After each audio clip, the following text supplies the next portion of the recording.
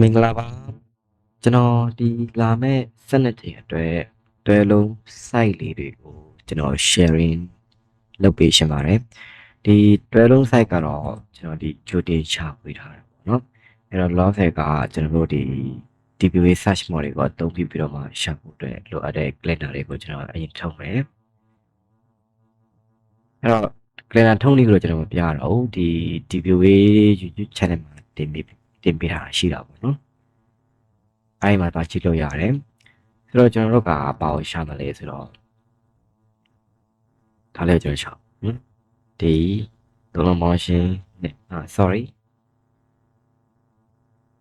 ပြန်ဖြတ်လိုက်မယ်အဲ့ဒီသုံးပေါင်းရှင်းနဲ့ကိုကျွန်တော်ရှာသုံးပေါင်းရှင်းနဲ့ကို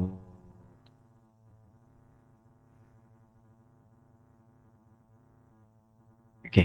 ဒီသုံးလုံးပေါင်းရှင်းနဲ့ကိုကျွန်တော်ရှာသုံးလုံးပေါင်းရှင်းနဲ့ဒါကိုပြန်ပေါ်မယ်ပြီးရင်သုံးလုံးပေါင်းရှင်း၄ပြီးရင်သုံးလုံးပေါင်းရှင်းနဲ့နော်ဒါလေးကိုထားလိုက်မယ်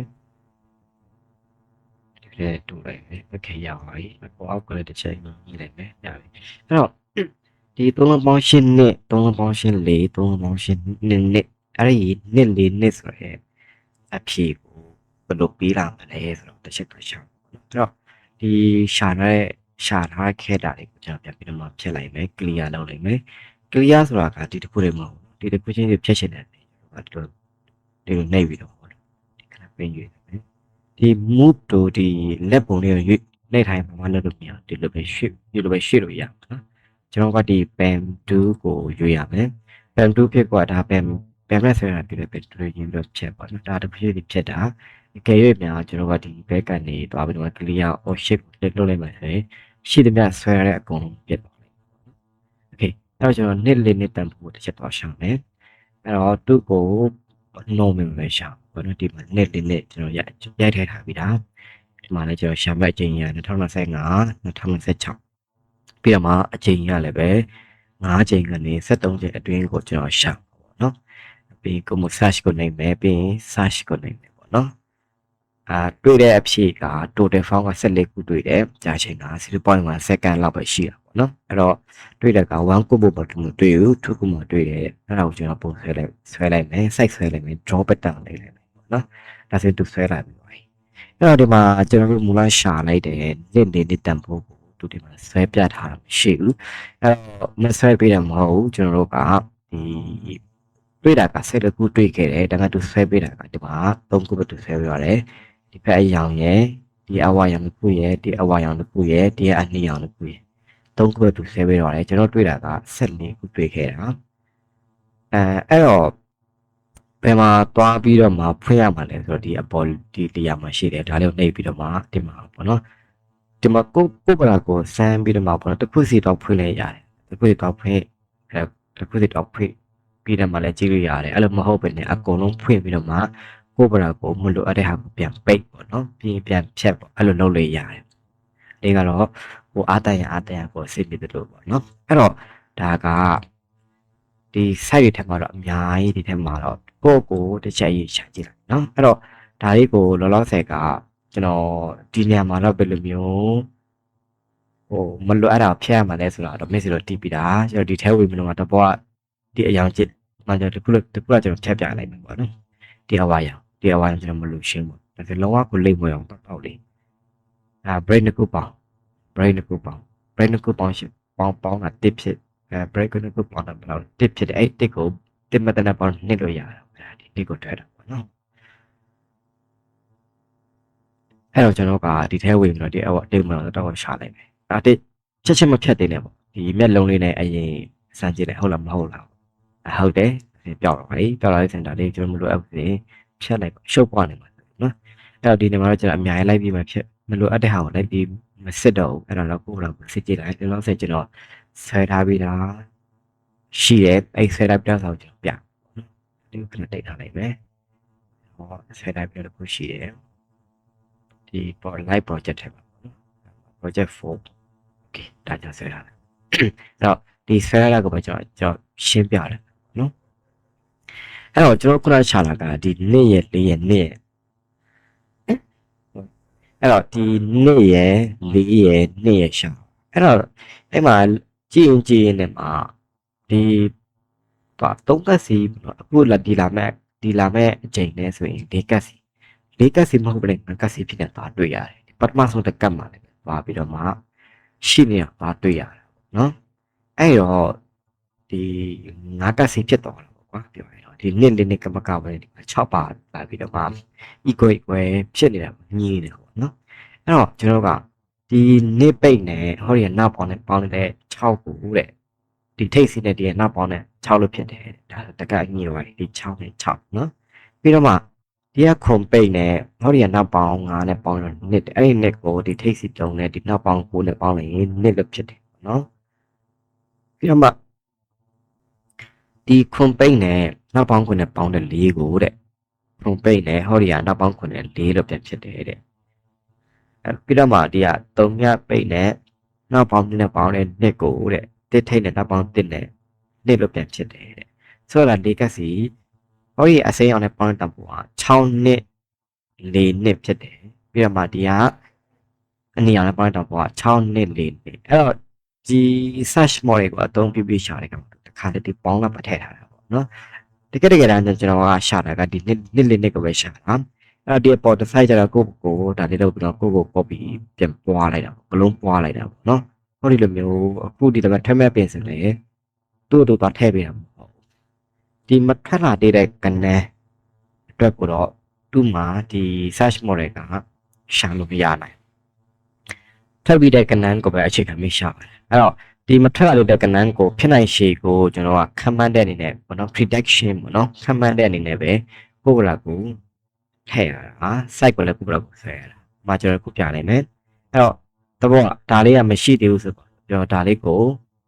ဆက်လက်လုပ်ပြီးတော့မှဒါလေးကိုနှိပ်လိုက်ဒါပေါ်လာဒါဆိုရင်ကျွန်တော်ကလိုနေမှာချလိုက်ပေါ့ဟုတ်တယ်အဲ့ဆိုရင်ရပါပြီအဲ့တော့ကျွန်တော်တို့ကဒီ site က9ကတ်စီဖြစ်နေတယ်အဲ့တော့6နှစ်4နှစ်ကို6နှစ်4နှစ်အဲ့တော့ဒီမှာဘာဆက်ဖြစ်မှာလဲအဲ့တော့ကျွန်တော်ဒီမှာဘေးထဲမှာလေးထုတ်ထားတာပေါ့နော်သူများထိပ်စီဖြစ်မယ်ဆိုရင်လည်းနောက်ပေါင်း6ဖြစ်ရမယ်တဲ့အဲ့တော့ဒီမှာနောက်ပေါင်း30ဖြစ်တဲ့အခါကျတော့3ညက်ဖြစ်သွားပြီပေါ့အဲ့တော့ဒီမှာဘာပဲဝင်လာတဲ့အဲ့တော့ဝင်လာတဲ့ထိပ်စီဒီ3လုံးပေါင်းရှင်းနဲ့ equal ဖြစ်ရမယ်ညက်နော်ဆက်ရပြောတာနော်အဲ့တော့တကယ်ထိပ်စီဝင်မယ်ဆိုရင်ဒီ3လုံးပေါင်းရှင်း3ညက်ဖြစ်တိဝင်မယ်ဆိုရင်3လုံးပေါင်းရှင်း1ဖြစ်ဆိုတော့ကျွန်တော်က4ရှိပြီဆိုတော့နောက်ပေါင်း9ဖြစ်အဲ့တော့ဒီမှာကျွန်တော်ရေးထားတယ်တကယ်ထိပ်ဆိုရင်နောက်ပေါင်း6 1ထိပ်ဆိုရင်နောက်ပေါင်း9 2ထိပ်ဆိုရင်နောက်ပေါင်း8 3ထိပ်ဆိုရင်နောက်ပေါင်း9 4ထိပ်ဆိုရင်နောက်ပေါင်း3 5ထိပ်ဆိုရင်နောက်ပေါင်း1 6ထိပ်ဆိုရင်နောက်ပေါင်း2 9ထိပ်ဆိုရင်နောက်ပေါင်း3 8ထိပ်ဆိုရင်နောက်ပေါင်း4 9ထိပ်ဆိုရင်နောက်ပေါင်း5နော်အဲ့တော့ဒီ9ကတ်စီကိုသူပေးမယ်ဆိုရင်ကျွန်တော်တို့ကဒါကိုကျွန်တော်ကကာရမှာပေါ့နော်ပေးတော့မပြောတတ်ဘူးဆိုင်းရတော့ဒီလိုရှိရပေါ့ကျွန်တော်ကတွေ့တာပေါ့နော်အဲ့ဒီအတွက်ကြောင့်ကျွန်တော်တို့ကတွေ့ထားတဲ့ကိုကျွန်တော် message လို့ကျွန်တော် share လုပ်ပြရရှင်းဖြစ်တယ်ကျွန်တော်ကတော့ခုကလာကိုကြိုတင်ပြီးတော့မှအရင်ရှာထားပြီးတော့မှမလိုအပ်တဲ့ဟာကိုကျွန်တော်မလိုအပ်တဲ့ဟာဆိုတဲ့ဘယ်လိုပြောမလဲအကုန်လုံးကတော့သူ့ဆက်နဲ့သူရှိတယ်အကုန်လုံးရှုပ်သွားမှာဆိုလို့လိုအပ်သလောက်ပဲကျွန်တော်ထားပြီးတော့မှကြိုတင်ရှာပြီးတော့ message လို့ကျွန်တော် sharing လုပ်ပြရရှင်းဖြစ်တယ်ပေါ့နော်အဲ့တော့ကျွန်တော်ဒီနေရာမှာဒီနကတ်စီအဖြစ်ကိုနကတ်စီဆိုတဲ့ဒီနှလုံးပေါင်းတဲ့တန်အဖြစ်ကို3လုံးပေါင်းတဲ့အဖြစ်ကိုလည်းကျွန်တော်ကြိုရှာရှိတာပေါ့နော်အဲ့ဒီကိုကျွန်တော် message တစ်ချက်ပြန်ပေးမယ်နော်ဒီငါကစီကိုဆက်ပေးနိုင်မလားဆိုပြီးတော့ကျွန်တော်တခြားတော့ဒီနှလုံးပေါင်းတဲ့တန်အဖြစ်တွေအဲ့တော့ကျွန်တော်တို့ကလေဒီပေါင်းရှင်းစနစ်တွေမှာနှလုံးပေါင်းတဲ့ equal ပဲဖြစ်ရင်3လုံးပေါင်းတဲ့ equal ဖြစ်လာတော့စစ်တာ3လုံးပေါင်းတဲ့ equal မဖြစ်ရင်4လုံးပေါင်းတဲ့တန်ဖိုးနဲ့ equal ရှိလာတော့စစ်ရတာဖြစ်ရတော့ဒါကျွန်တော်တို့ဒီပေါင်းရှင်းစနစ်တွေရဲ့အခြေခံသဘောတရားတွေပဲအဲ့တော့တ ဒါကနှလုံးပေါင်းနဲ့ပေါ့နော်အဲ့တော့သုံးလုံးပေါင်းတဲ့ကောင်ဆက်ဖြစ်လိုက်မှာဆိုတော့တစ်ချက်သွားရှာကြည့်လိုက်တဲ့အခါမှာသွားတွေ့ရတာပေါ့နော်အဲ့တော့ဒါလေးသွားတွေ့ရတာပေါ့နော်ဆိုတော့ဒါကတော့ဒီ6နှစ်4နှစ်ကိုတော့ကျွန်တော်မပြတော့ဒါခုနပြပြီးပါမယ်အဲ့ဒါလေးကိုတော့တွေ့ရတယ်လက်ခတ်လိုက်တယ်ပေါ့နော်လက်ခတ်လိုက်လည်းညီနေတာသွားတွေ့ရတယ်သူကဟောဒီက8ခါရယ်8ပိတ်ရယ်ပေါင်းလိုက်6အဲ့6ကိုအခွာ3နဲ့ပေါင်းလို့ကိုအဲ့ဒီကိုရဲ့လက်ခတ်ကိုဒီကို6 6လှန်ထည့်တာပဲနော်ပြီးတော့မှဒီ၄လုံးဝတန်ဖို့က4နော်အဲ့ဒီ4ရဲ့လက်ခတ်ကိုဒီလိုနစ်လို့လာထည့်တာပါနော်ပြီးတော့မှဒီ၄လုံးပေါင်းတန်ဖို့နှစ်ကိုနှစ်လက်ခတ်ကို4လို့လာထည့်တယ်ဒီ4နော်ပြီးတော့မှဒီ၄လုံးပေါင်းတန်ဖို့4ကို4လက်ခတ်ကိုဒီမှာနှစ်လို့လာပြန်ထည့်တယ်နော်ပြီးတော့မှဒီ၄လုံးပေါင်းတန်ဖို့10ဖြစ်တယ်10တန်ဖို့ကို10လက်ခတ်ကိုတစ်လို့ထည့်မယ်ဆိုရင်ကျွန်တော်ကဒီမှာတစ်ထိပ်ထည့်ရတော့တစ်ဖြစ်အောင်အဲ့တော့တစ်ထိပ်စီနောက်ပေါင်းဆုံးနော်ဒီအပြာရောင်လေးတောက်ကဝင်အောင်မယ်ဆိုရင်တစ်ထိပ်စီနောက်ပေါင်းဆုံးဖြစ်မယ်နော်တစ်ထိပ်စီနောက်ပေါင်းဖြစ်မယ်တကယ်လို့များခုနကအပြာရောင်လိုင်းကတောက်နေတယ်မဟုတ်ဘူးတခြားတော့တွဲလုံးတွေနဲ့ဖြစ်သွားနိုင်မယ်ဆိုရင်ကျွန်တော်ကတခြားတွဲလုံးတွေကျွန်တော်ဆက်ကြည့်ရတယ်အဲ့တော့ဒီငါးကက်စီကဆက်အောင်အောင်မယ်ဆိုရင်ရောပြအတွဲအောင်မလဲဆိုတော့မျက်စိတော့ရွေးရှယ်လို့ရတယ်ကျွန်တော်ကတော့ဒီ search ဒီ video ရဲ့ search model ကိုအသုံးပြုပြီးတော့မှရှာဖွေတွေ့တာကိုမျက်စိတော့ sharing လုပ်ရရှင်းတာဖြစ်တယ် thank you ပါအားလုံးကျေးဇူးတင်ပါတယ်အားလုံးကောင်းကြပါစေ